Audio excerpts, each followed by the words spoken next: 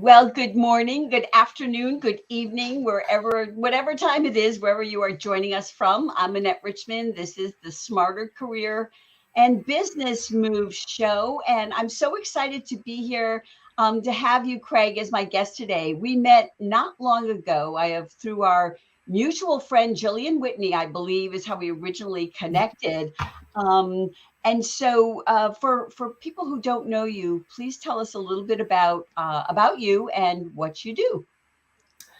Well, firstly, thanks very much for having me. I'm looking forward to our chat today. I am Craig Allan. I'm the owner and founder of a business consultancy for small and medium businesses called Different Mindset. And as you can tell from my title here, I'm also known as the Black Knight, which emanates from my logo, which is a Black Knight chess piece.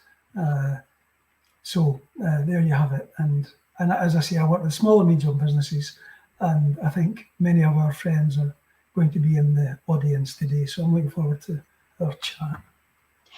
Well, I am as well. And I, as we were talking a bit before we went on air, I'm excited really that you chose this topic about leadership and particularly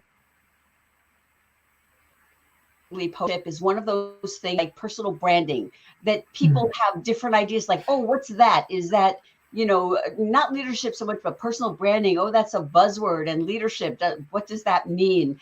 And so I'd love for us to just start by you sort of defining what you're seeing as, talking about when it comes to leadership. Okay.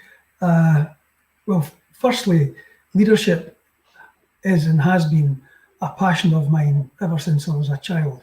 And Gillian, who you mentioned earlier, would tell you about my love and passion for Sir Ernest Shackleton, for instance, who in my opinion is the greatest leader of all time.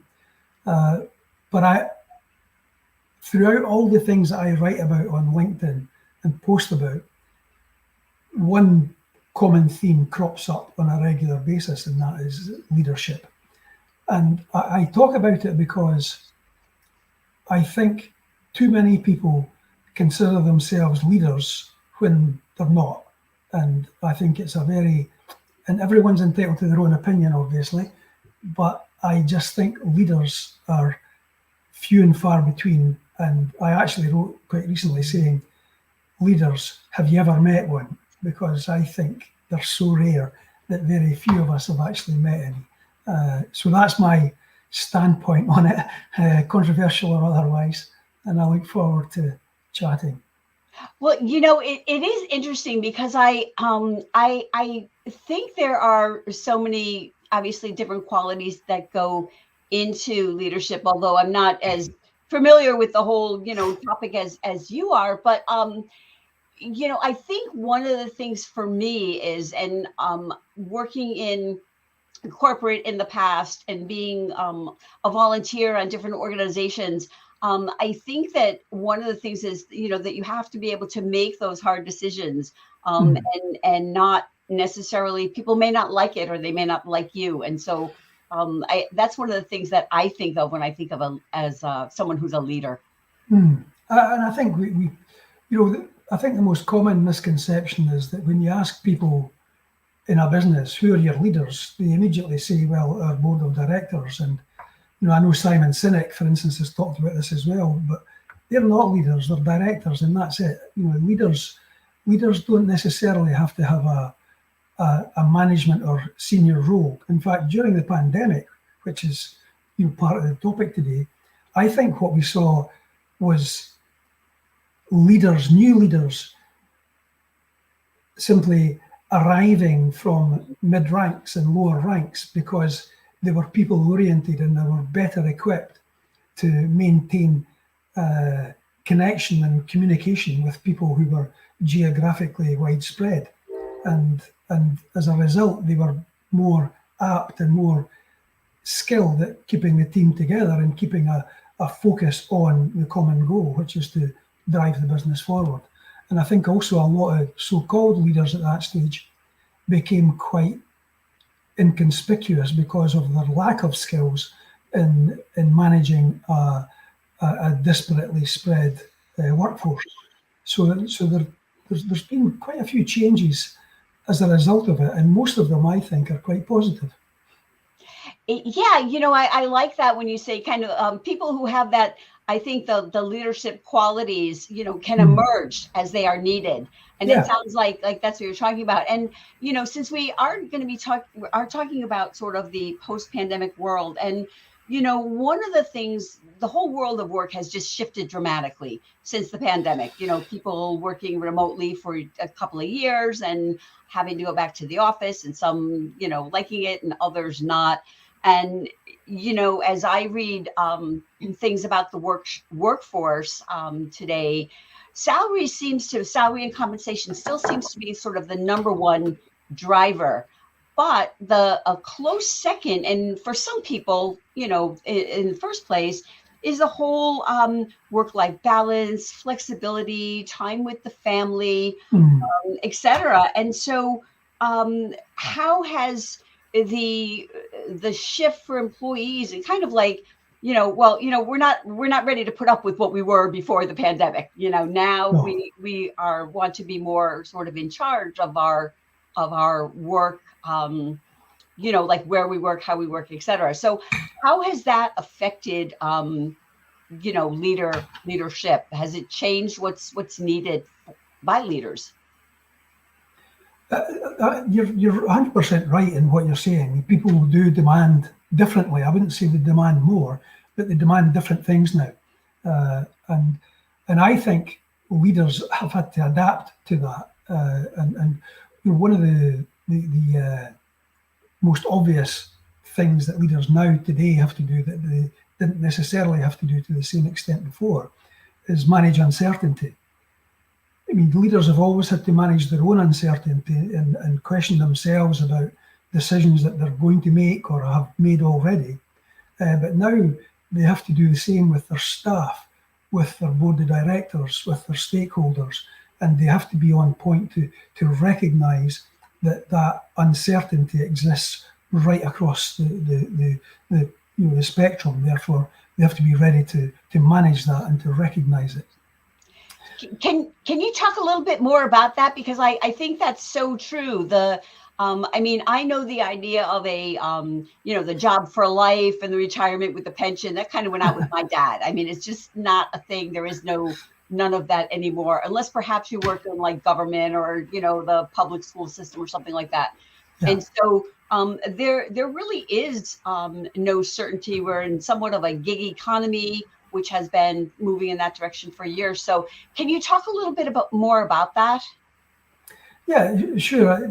It's all been brought about because the pandemic forced businesses to make moves that my industry, I've worked in the IT industry for coming up to 30 years now. And we've been telling businesses for decades, you should be using cloud technology. It'll increase your flexibility. It's going to give you these benefits, and it's going to help you with your staff recruitment, your staff retention, your turnover, your marketing, your sales, etc., etc. We've been promoting that for decades. Almost overnight, in March 2020, businesses all of a sudden had to get a hold of that. They had to grasp it and understand it and recognize that, yes, we need to adopt these new technologies, and remote working being one of them. And very few, if any of them, were actually equipped to do it. So the IT industry had to work almost overnight to magically get everyone securely working from home, and they did it. But that brought a lot of its own challenges with it, because now the luxury that a manager or a director or a leader, because they are not necessarily leaders, those two job titles, but people couldn't communicate the same as they did before. They couldn't walk down the office and stop at someone's desk and ask them, how's that project coming along, or how are you getting on with XYZ client, or did you manage to resolve that issue with so-and-so? They weren't able to do that. It was a completely new skill set because it was all done digitally. And for the first time, probably all of us, certainly the vast majority of us, came across this thing called Zoom, and we started to use it, and it became second nature to us. But it required different skills. So all of the things that I mentioned earlier about managing uncertainty with yourself, with your staff, with your board, with your stakeholders, to compound that still further, now you had to do that in a digital environment. You had to do that remotely. And that was brand new to everyone at the time. And as I say, I think what we saw happening at that time was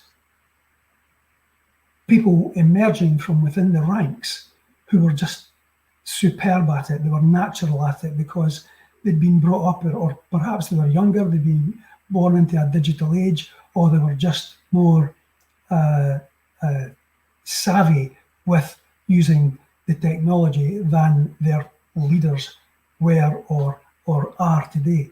And so I think they had to become very quickly accustomed to using digital technologies to maintain their grip on their businesses. But the other thing, and this is something that's opened up and is especially relevant during this period, because we're going through in the UK mental health awareness month, and mental health has become a serious issue now as well. A lot of it was brought on by people now being out on their own, working remotely, and not having that team comfort blanket that they had previously. And so leaders now have to also manage mental health and be aware of mental health and recognize. And actually, sometimes they have to just open up and be more natural and be more empathetic in their style. So all of these things, I think all of these things have had a dramatic effect on leadership post-pandemic that weren't necessarily there. They were there with the good ones, but they weren't there with all of them before. And I think that's been a dramatic change in leadership and leadership requirements for today.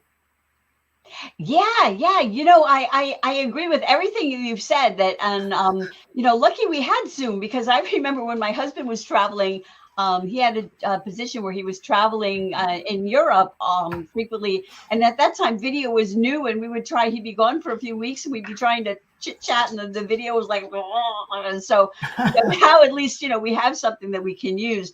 And one of the things when I was studying psych in college, one of the things that they talked about the idea, because let's say like we'll go to a doctor, and you say, oh, my doctor has been a doctor for 20 years or 25 years, and he has a lot of experience and knowledge.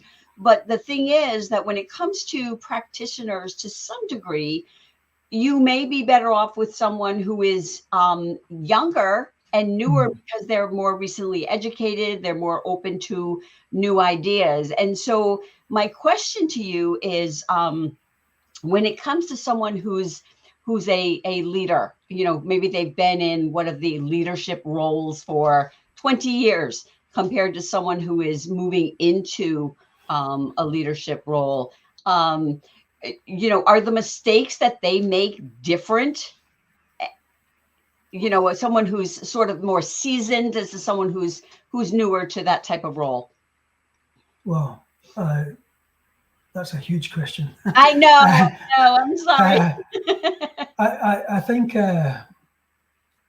using your doctor analogy, then I think that's a balance. Do you want to go with the old hat who's got all the experience in the medical profession, but they might not necessarily not just be unfamiliar with the technology, but they might also not be familiar with the modern techniques and modern treatments for medicines that a young doctor might have. So I think there's a balance there that that young doctors may have more modern methods of treating the same old thing that experienced doctors might have.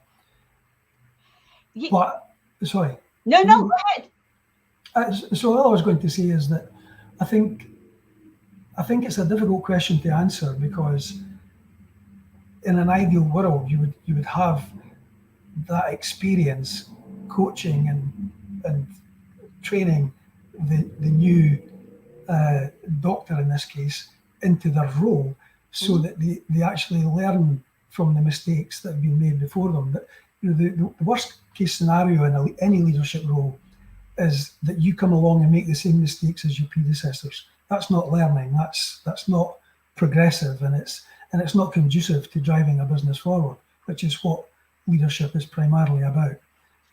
So there needs to be a crossover, a consultancy almost with the more experienced individuals to avoid mistakes being repeated and the experience then passed on. And when as I'm thinking, as I'm listening to you respond to my question, and I did not include in that being in a position for a long time doesn't necessarily mean that you're old-fashioned, but look, even people in my industry, I've been in my particular industry for close to 10 years, and I go to conferences, I go to trainings, I do things all the time because I want to learn and I want to be better. But there are some who just, they do what they do, and they're not constantly learning. So I guess that's the thing, that it's important for, more seasoned professionals to keep learning. Yeah. A lot of that comes down to the individual. Some of it comes down to the actual function that individual holds. But I think it's true what you're saying. I think for people to continue to develop, they must continue to keep an interest in their, not just in their industry, but in the external things that can impact their industry either positively or negatively. So continual learning is, I think it's so important for everyone, whether you're a school leaver or whether you're approaching retirement age. I think, and even after that, you look at some of the people that you've mentioned already. With Jeff's been retired for a while, but the man is continually learning new things and talking about new things and coaching on things like LinkedIn that most of us just could never have understood. So a great source of information. So people have, I think, a responsibility to continue to learn if they're responsible. If part of that responsibility is going to be to help educate others or move a business forward or move a team forward. I'm not sure if I went off at a tangent there or not. No, I agree with you. And look, I think of like my mom, she is on the computer. She lives in quite far away from me in a different state, but she's on the computer. She's part of literary groups. She's participating, in poetry contests and things, and she's in her 80s. So, it doesn't necessarily mean that, if someone is, I hate to say like older, but someone, in their 50s or 60s is not as, current as someone who's older. And, I can remember being guilty myself of going into the Apple store. And if it was, someone with gray hair came over to help me, I think, I don't know, maybe I want the young kid, but that's not necessarily true. And I think that's a mindset that, I think that's changing. But I think that can be part of the problem. Yeah, I think my generation, has been guilty of being quite derogative towards this generation we call the millennials. For me, everyone that I know seems to talk about them in a negative manner. That there's issues with them and they don't do this and they don't do that. They can't do this. I've never found that. I've never found that. My children are all of that generation, and I've watched them growing up and envied the way that they're able to build relationships and move their careers forward. Every one of them has been exceptional. So I think it's easy to get stuck in old ways and not recognize that you can be part of the new ways as well. Yeah, and that sounds like a key for leaders, right? Well, it is a key for leaders because I think so many people think that because I'm in charge of a business, I'm a leader, and that's not the case. Leadership, I write quite often to say, leaders, have you ever met one? Because I think that true leaders are as rare as hen's teeth. And I would go as far as to say that in my career, and I've worked in large corporate and small business sectors for coming up to 40 years. And I can count on less than the fingers of one hand how many people I've met in my lifetime that I would consider leaders, proper leaders, and people that have inspired and changed the way I see things. And I think if we all were to think back like that, we probably would come to a similar conclusion. They're not as common as LinkedIn would have us believe they are. People that, and I think, I can't remember who it was I watched on YouTube once saying, if you think you're a leader, you're not.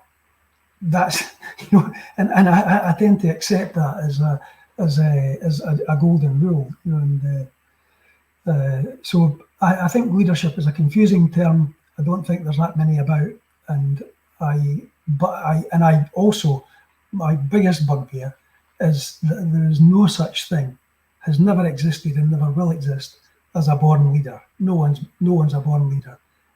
Leaders are either created through circumstance or through education or training, and I think that's something that we forget sometimes. There's a controversial one for you. No, it is, but you could come back and we could spend half an hour talking about that. So I just want to say hello because we have so many people in the audience. So I want to say hello to Andrew, who is joining us from Aberdeen. So I guess that's someone you know. And yes. Debbie, who is joining us from Florida. Thank you so much.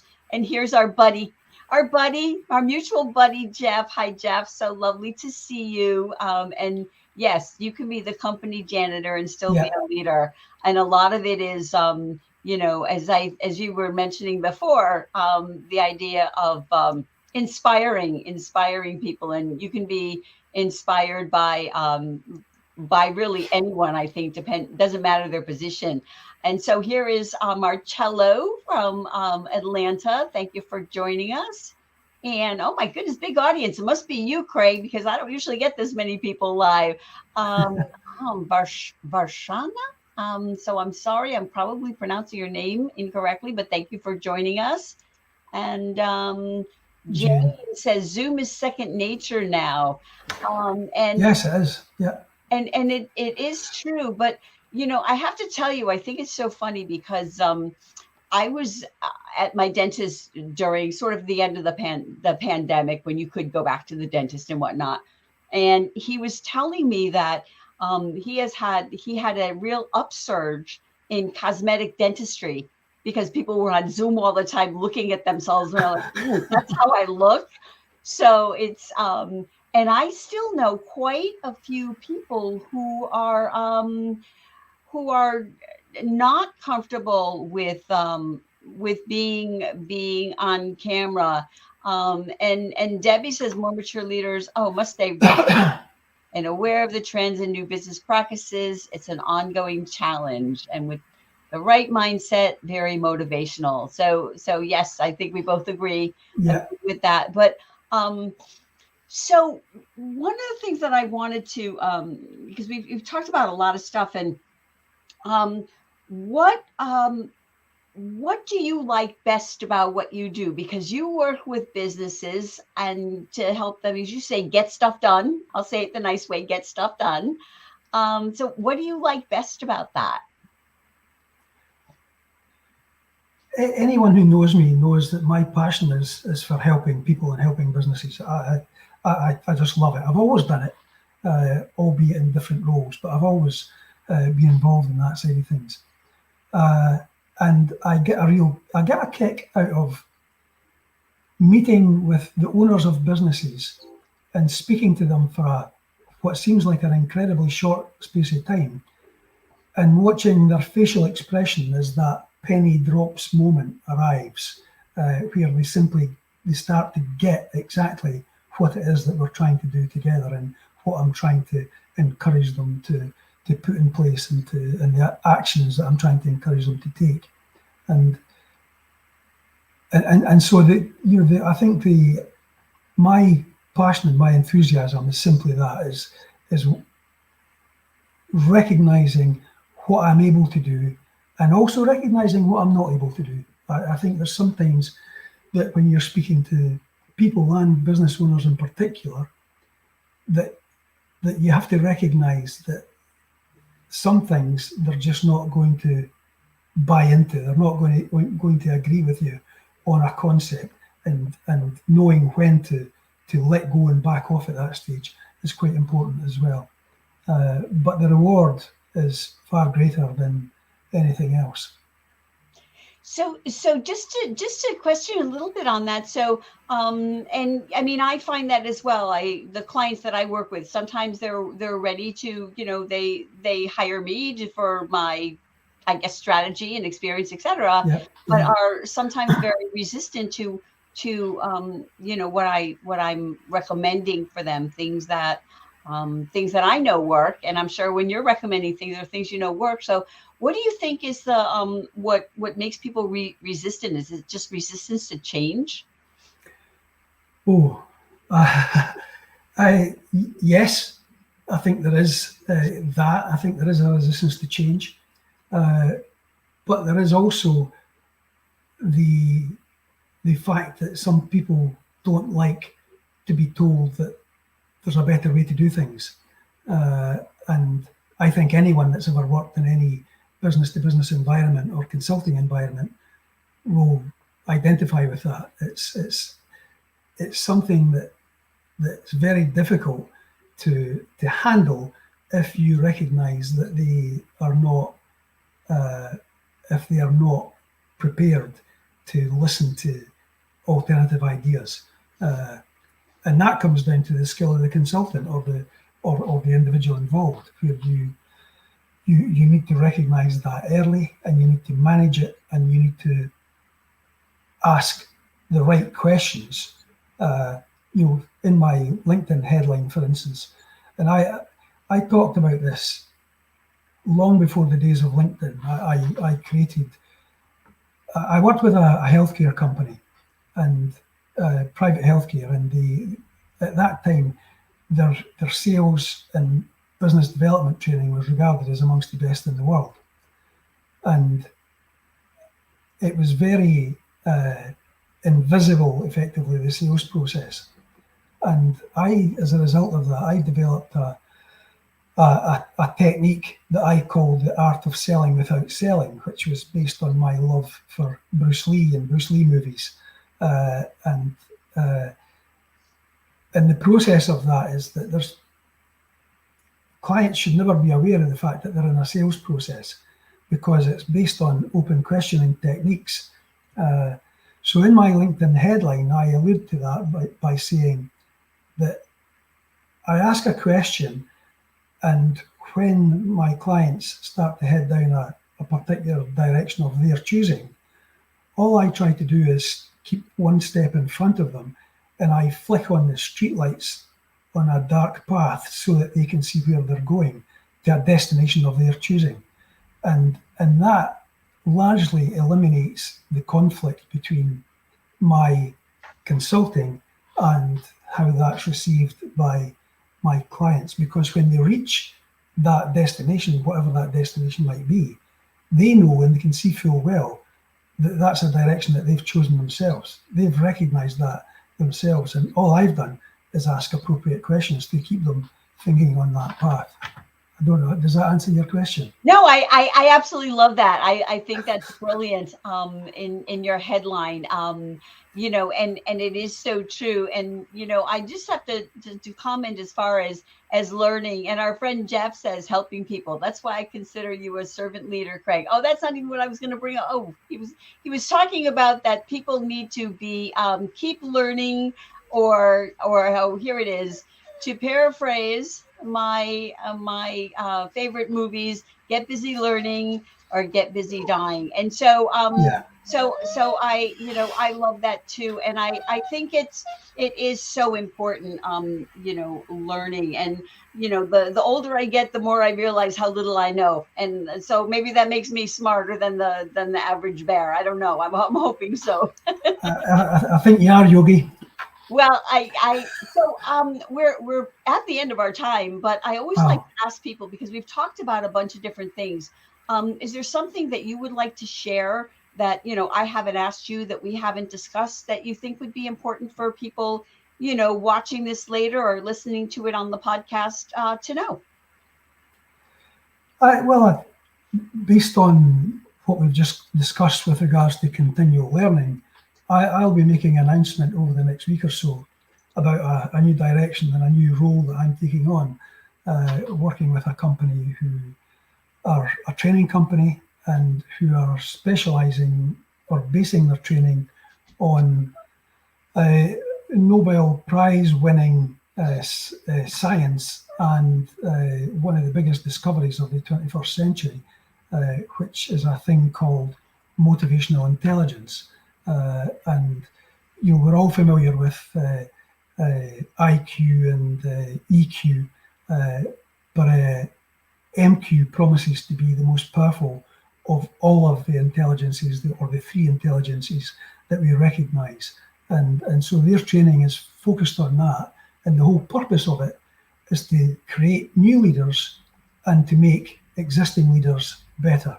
And that fits in perfectly with our conversation today, I feel, but also with my continued learning for myself, and also for moving my work experience and education forward. Well, I thank you so much. And thank you so much for being on with me today. It's been such a delight chatting with you.